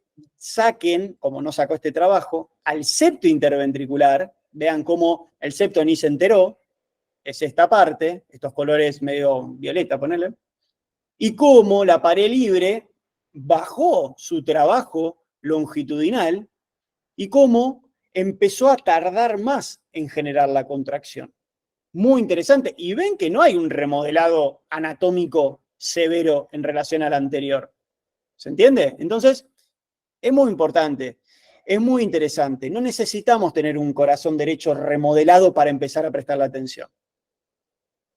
Esto es un trabajo humano que es muy interesante porque quería acá enfatizar en la diferencia cuando decimos muchas veces que TAPSE es lo mismo que strain, y no, porque como ven acá hay distintas situaciones. Tenemos un ventrículo normal, una deformación longitudinal normal, contra una sobrecarga de presión, con una sobrecarga de volumen y con una patología, miren lo irregular de esta pared, pobrecito, es un asco esta pared, cómo se alteran las curvas, pero miren que hay una curva que llega hasta casi la normalidad. O casualidad, esta curva, yo porque vi el trabajo, es la, ¿cómo se llama? Es la base. Entonces, si yo hago TAPSE, digo, no, este corazón está normal, está trabajando normal. Por lo menos longitudinalmente está normal. Y bueno, no, mira la diferencia que hay con las otras secciones que están más deterioradas. Ni hablar acá, por ejemplo, en una sobrecarga de volumen, voy a tener por ahí exacerbada o normal la función longitudinal. ¿A diferencia de qué? De la sobrecarga de presión, que empieza a bajar, empieza a achatarse un poco. Pierde trabajo longitudinal por esto que les dije, por este remodelado histológico. Y bueno, es más fuerte que yo y tenía que hablarles de atrio derecho. El atrio derecho, acá lo que se estuvo hablando, como les dije, que ya se los spoileé, es hablan sobre el área indexada y muestran claramente cómo en las insuficiencias tricúspides cuando van aumentando, cómo va aumentando el valor, el área, ¿no? Cómo va aumentando. Y algo más interesante que hizo este trabajo es la diferenciación entre pacientes que no manifestaban falla congestiva de los que sí manifestaban falla congestiva. Este trabajo propone, perdón que estoy contracturado, pero me muevo mucho, este trabajo lo que propone es utilizar la sobrecarga de volumen o la sobrecarga de tamaño, el agrandamiento del área del atrio derecho para empezar a interpretar y anticiparse a la falla congestiva. La falla congestiva del atrio derecho claramente son signos de bajo gasto cardíaco, colectas, ascites principalmente. La vena cava, cuando la empezamos a estudiar, que claramente no se mueve, es un tubo rígido. Para no llegar a esa instancia y empezar a ver cómo va fluctuando, cómo se va alterando ese atrio, poder tomar determinaciones para no llegar a una ascites. O por ahí uno dice, bueno, tengo un paciente con ascites, con colecta abdominal. ¿Es cardiópata o no es cardiópata? Bueno, ya podemos empezar a interpretar de otra forma el ventrículo derecho y el atrio derecho, ¿no? No solo ver si está sobrecargado de volumen. Capaz que hay una falla que no sobrecarga de volumen al ventrículo derecho, pero el atrio está congestivo, ¿sí? Esto es el futuro. No los quiero asustar, pero esto es lo que se viene y lo que deberíamos hacer. Ojalá lo podamos hacer, valorar el volumen del atrio derecho, hacer la curva de volumen, lo que se hace en atrio izquierdo, hacer strain, que hoy se puede hacer tranquilamente, nada más que necesitamos una buena alineación y una buena imagen. Es lo mismo que cuando hacemos strain del atrio izquierdo, es mentirle al software, darlo vuelta y, bueno, valorar al derecho. Y también, obviamente, ver volúmenes, poder hacer volúmenes. Acá lo que hicieron fue un Simpson, porque estaban muy bien alineados, y hicieron un Simpson de atrio. Este es un ejemplo, y a esto quería llegar. Este trabajo es de Humana, pero lo que nos habla es de la importancia de poder valorar al ventrículo derecho de forma global y aplicar muchas técnicas. Le voy a leer básicamente los dos ejemplos. Arriba, en la parte de arriba, en lo que es el ítem A, dice, en un paciente con hipertensión pulmonar, los valores de TAPSE y S' son normales. Sin embargo, el cambio de área fraccional se reduce, ¿sí? Ya tenemos un valor dos valores de trabajo longitudinal normales con uno global ya que no es normal. El modelo de superficie 3D del ventrículo derecho muestra una contracción longitudinal conservada, flechas blancas, esta flecha de acá, pero un trabajo radial, una contracción radial deteriorada, debido a la reducción del movimiento de la pared libre del ventrículo derecho y el aplanamiento del tabique interventricular. Obviamente que esto también hay que aclararlo, que es dinámico. Las alteraciones en contracción son dinámicas. En un primer momento se va a ver conservado el trabajo longitudinal y cuando esto se va cronificando, se va haciendo más crónico, y miren que no hay un remodelado importante de lo que es la pared y de la estructura del ventrículo. Cuando empezamos a tener un trabajo más, cuando esta sobrecarga de presión, esta hipertensión se hace más crónica, vamos a empezar a ver el remodelado característico, casi irrecuperable ya. Pero, por ejemplo, cuando tienen una estenosis pulmonar severa, que ven que el ventrículo derecho ya es como un alien, es algo enorme que tiene vida propia, bueno, ahí es donde ya caemos en ese déficit longitudinal y caemos en un trabajo exclusivamente radial. Y después tenemos, no me quiero marear, bueno, seguí hablando y decía que el cambio de área fraccional considera no solo la contracción longitudinal, sino también la radial del ventrículo derecho. Y en este caso es capaz de reflejar la función reducida sistólica del ventrículo derecho. ¿Qué quiere decir esto? Lo que muchas veces pregono yo, que no solo nos quedemos con un valor que valora, primero conocer que la herramienta que estoy usando, ¿qué quiere medir? ¿Sí? Después, si esa herramienta es de un índice o que valora una función o una fibra o un tipo de fibra, tratar de siempre acompañarla de una herramienta que evalúe de forma global lo que querramos evaluar. ¿Sí? Eso es una forma de ver más 360 todo lo que queremos a la función en este caso. ¿Sí? Este es un claro ejemplo. Y después en el B dice, en un paciente con tetralogía de Fallot reparada, el TAPSE y la onda S' se reducen, pero el cambio de área fraccional es normal. La fracción de sección del ventrículo derecho derivada del 3D se reduce un 40%. Esto se explica por ser un gran área disquinética o discinética en el tracto de salida del ventrículo derecho, que no se incluyó en el TAPSE ni en las mediciones de onda S o CAF. Claramente, acá se ve cómo el tracto de salida del ventrículo derecho está bien abombado, bien agrandado, y ese es el que nos está dando la alteración. Entonces, este trabajo es muy interesante porque refuerza el concepto de no nos quedemos con un valor, no nos quedemos con una herramienta, hagámoslo global, démosle bola a todos los cortes, es una estructura compleja, es tridimensional, no es igual que el ventrículo izquierdo, no se comporta igual que el ventrículo izquierdo, no maneja presiones igual que el ventrículo izquierdo, ¿sí? Ahora, ¿seguirías valorando al ventrículo derecho con una sola herramienta ecocardiográfica? Por haberme escuchado, traten de no hacerlo. Ahora, nuevas herramientas en veterinaria. Con esto voy cerrando, no los quiero asustar más. La aceleración miocárdica isovolumétrica es algo que se está usando bastante o se está empezando a usar en medicina humana. No es más que cuando hacemos, por ejemplo, el tisular de la pared libre, que vamos a ver a la onda S', la onda E' y la A', vamos a ver el tiempo de contracción isovolumétrico.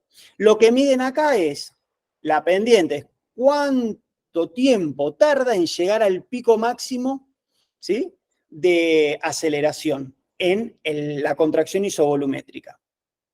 Esto se dice que es anormal cuando es menor a 2,2 metros segundo. Aclaro, por favor, esto es en medicina humana. No hay trabajos todavía, por lo menos que yo haya visto, de medicina veterinaria.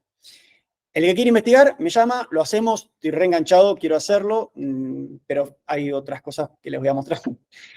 Muy interesante para hacerlo. Depende principalmente, esto es lo mismo, depende principalmente de la frecuencia cardíaca. Si nosotros modificamos o tenemos mucha variabilidad de la frecuencia cardíaca, esto es un descontrol, o si hay jadeo, esto es un descontrol. Yo lo empecé a practicar y es cualquier cosa cuando tenemos pacientes jadeando, inquietos, depende mucho del corte, depende de dónde estemos midiendo, cómo estemos apoyados ¿cómo se llama?, en la pared, si estamos muy abiertos, el tisular es ángulo dependiente, entonces hay muchos factores, necesitamos tener un paciente tranquilo, si puede estar acostado y relajado mejor, si puede estar con butorfanol encima, o con trazodona, o con gabapentina, bienvenido sea, están mucho más tranquilos, ¿sí? Pero básicamente la idea es esto, es ver la pendiente, y cuanto más va cayendo la pendiente, porque menor velocidad agarra y tarda más, el valor va disminuyendo. Eso nos está hablando de que hay una disfunción en la parte sistólica, en la contractibilidad.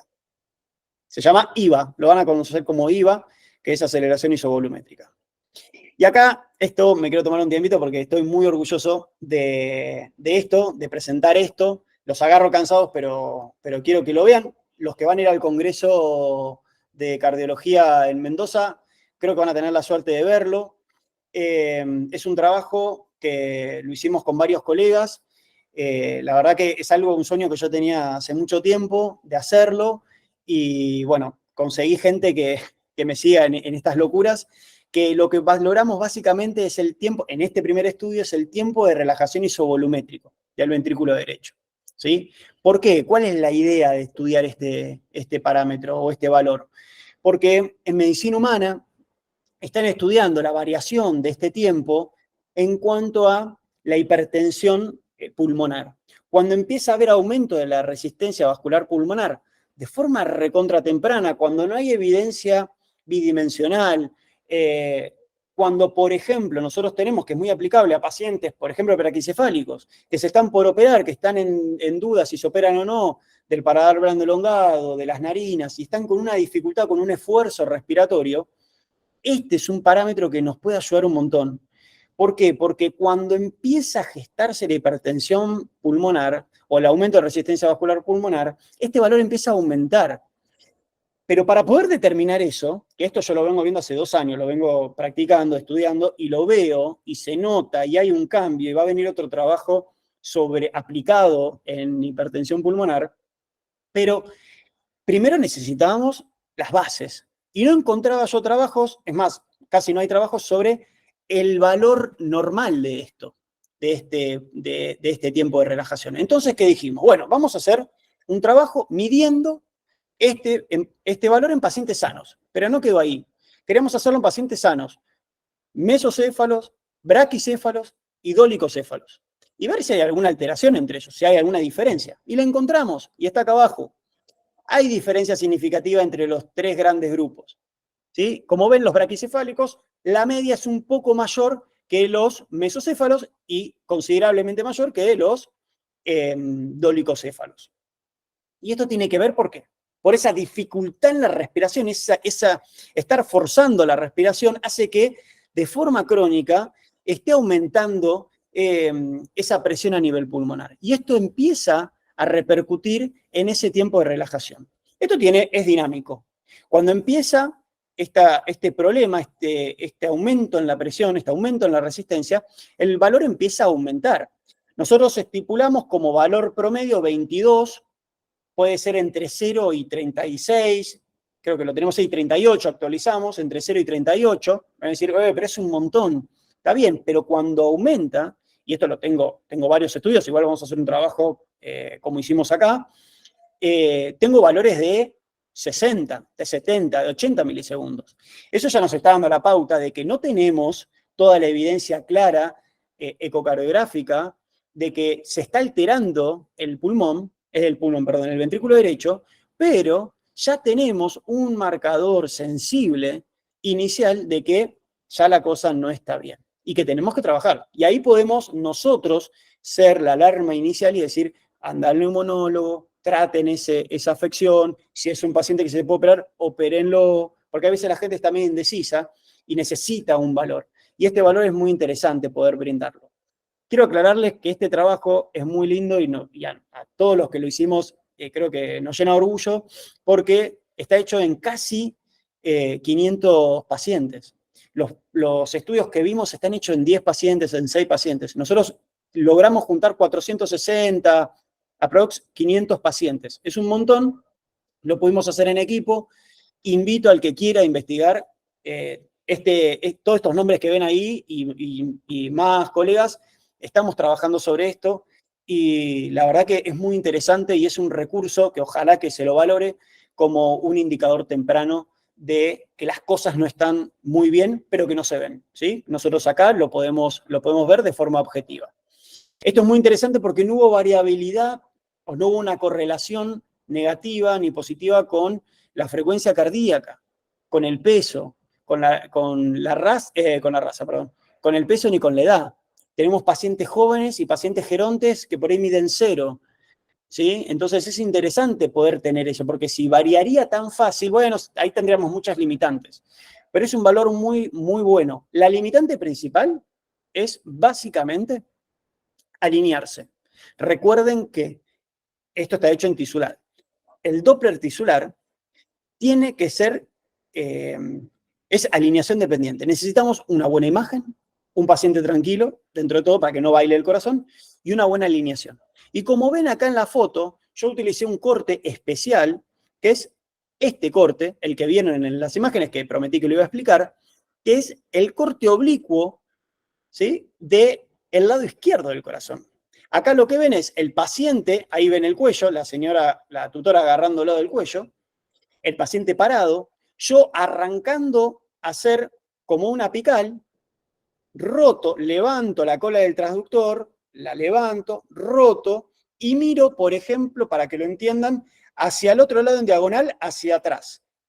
De esa forma, practíquenlo, van a encontrar a un ventrículo derecho, ¿sí?, al revés de la posición original, y van a estar mucho más alineado a la pared libre.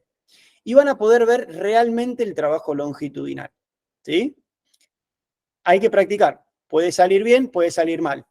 La primera estructura que van a ver que se va a meter a este nivel es la aorta, de forma transversal.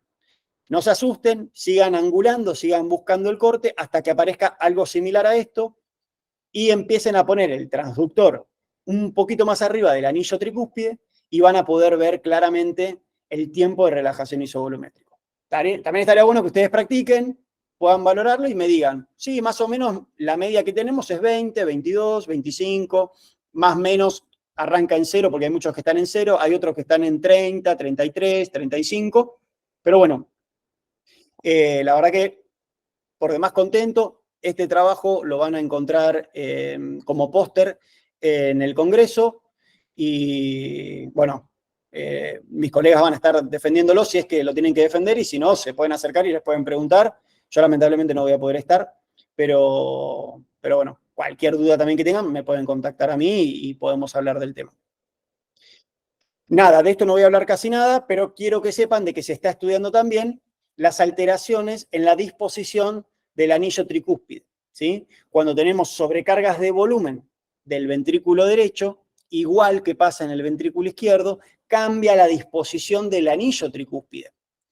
Acá tenemos justamente una insuficiencia tricúspide funcional sin hipertensión y después tenemos el abombamiento que se da cuando hay hipertensión pulmonar por cambio morfológico en el ventrículo derecho. Esto obviamente es un trabajo de humanos, pero cumple los lineamientos en animales. Así que podrían practicarlo en animales y empezar a evaluar cómo va modificando, y acá tienen otro trabajo, cómo se va modificando el anillo tricúspide, y algo de la claridad que muestran acá, que es a mayor área, a mayor dilatación de anillo, más aplanamiento. ¿Se entiende? ¿Ven cómo cambia esta silla de montar, pasa a estar aplanado? Y cómo acá muestran cómo se va el anillo agrandando, distendiendo y cómo se van generando orificios funcionales.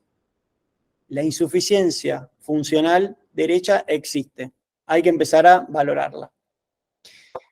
Resumiendo, y prometo que lo dejo acá, si viene la animación, esa apareció. Esto es más que nada para cerrar. ¿Vamos a tener que aplicar planimetría? Sí, recomendable.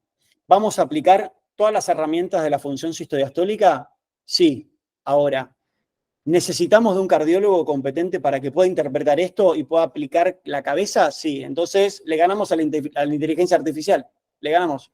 Necesitamos estar nosotros, tener el criterio, tener la complejidad intelectual para poder entender y poder decir, bueno, uso esto, uso lo otro, creo que va más por este lado, aplico combinación de herramientas, no me quedo con una sola, ay, no me sale, bueno, practico, hay que practicar. Este es el mensaje que quiero dar de que se puede. Este es un trabajo hermoso que pueden leer, que es a modo de resumen. Hablando de la anatomía, ya hablé 500.000 veces de la anatomía, hablando de la función cardíaca también. Y acá el cuadrito les deja por ahí las ventajas y desventajas de las distintas técnicas que estudia este trabajo. Lo pueden leer, la verdad que no los quiero quemar más. Sí quiero dejar este concepto, complejidad estructural, que ya sabemos que vamos a convivir todo el tiempo con la complejidad estructural del ventrículo derecho.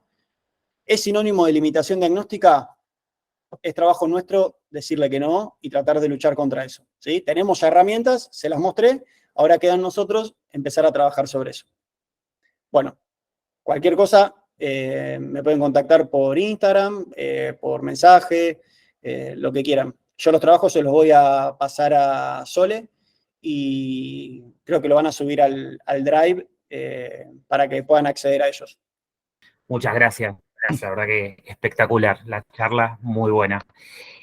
No, espero no haberlos mareado, pero bueno, es el desafío, ¿no? Bueno, ahora habilitamos las preguntas. Antes de arrancar, queremos comentarles desde la sociedad que tenemos en venta pases para el Cardiocagua, pases para la parte virtual, a distancia, digamos. Si alguno está interesado, son pases con descuento, pueden comunicarse con cualquiera de los miembros de la comisión directiva, ¿sí? Y por otro lado, para todos los miembros de la sociedad que están en el chat, estén atentos que mañana va a haber novedades por parte de de la sociedad latinoamericana que tienen una propuesta y quieran participar. Así que bueno, ahora ya hay algunos que levantaron la mano. Un Sí, segundito. creo que Osvaldo levantó. Pablo Batí. Sos Bien. vos, Pablo. No, soy yo. Quise abrir la fila y abro yo. Bueno, no sé dónde está la fila, pero bueno, el que levantó la mano primero que puede comenzar si quiere. Osvaldo, sí, perdón. Bueno, si alguien más tiene alguna pregunta mientras tanto. Ahí pide tu correo, no sé si lo Sí. habías compartido. ¿Lo puedo escribir acá en el chat? En chat, sí. Bueno, ahí puso Osvaldo algo. Casalonga, sí, dice evaluar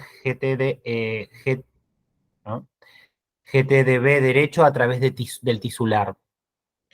Llegué tarde, me gustaría hacer en relación al índice de TEI en el derecho y su relación con el aumento del tiempo de relajación neurométrico en braquicefálicos con síndrome obstructivo severo. Tengo alguna experiencia en eso, pero me gustaría saber tu opinión. Bien, con respecto al índice de performance miocárdico, que es el TEI, la verdad que es bastante inespecífico y tiene bastante variabilidad. Obviamente que cuando se modifica el tiempo de relajación isovolumétrico, que es lo que estuve estudiando, debería aumentarte el TEI, siempre y cuando no tengas alteración en la frecuencia cardíaca severa, porque ahí sí podés tener alterado el TEI y no sea la misma relación de TEI con tiempo de relajación isovolumétrico. Porque cuando vos tenés un braquicefálico con síndrome obstructivo severo, el tiempo de relajación debería aumentar y debería acompañarse el TEI. Ahora, si vos tenés un paciente jadeando, nervioso, que te puede ver modificado alguno de los parámetros del TEI, puede que no tenga una correlación, ¿sí? Esos dos valores. Yo, para no utilizar valores que no, parámetros que no involucren muchos valores, me quedo más con el tiempo de relajación y sí, veo aumentos de 60 milisegundos. Yo tengo estudiado, como te dije, en casi 500 animales, entre 0 y 38 milisegundos. Cuando ya estoy en 50, 60, 70, claramente ya tengo un valor, una alteración significativa. Muy bien. Sí, Bueno. como dice ahí, el problema es, perdón, ya lo cierro, es la activación simpática. Se puede aplicar también desde butorfanol, que es muy bueno, intramuscular, entre 0,1 y 0,3 miligramos kilo. Yo uso mucho trazodona y la verdad que vienen bastante tranquilos, con una frecuencia respiratoria bastante regulada y una frecuencia cardíaca bastante buena también. Así que te recomiendo usarlos, yo qué sé, es bastante satisfactorio. Bueno, gracias a todos los que me felicitan. Espero que haya servido y que no los haya mareado, porque a veces estos temas marean y bueno, la idea es que los incentive a que estudien más complejo al ventrículo derecho. Bueno, si no hay más preguntas, agradecerte, Nicolás, Bueno, nuevamente por por la favor, a ustedes maravillosa por darme el charla. espacio. Y agradecer, bueno, a todos los presentes, agradecer nuevamente a ICP, decirles que estén atentos para los próximos webinars y bueno, nos estamos viendo la próxima. Muchísimas gracias a todos. Levantó la mano Sole. A ver si puede hablar Sole. Sole. Bueno, nada, agradecer a todos. La verdad que una charla divina. Estuve presente todo el tiempo. Muchas gracias, Sole. Les mando un beso. Gracias, Nico. Muchas Por favor. gracias. Chau a todos. Bueno, si no hay más, nos vemos la próxima. Hasta luego.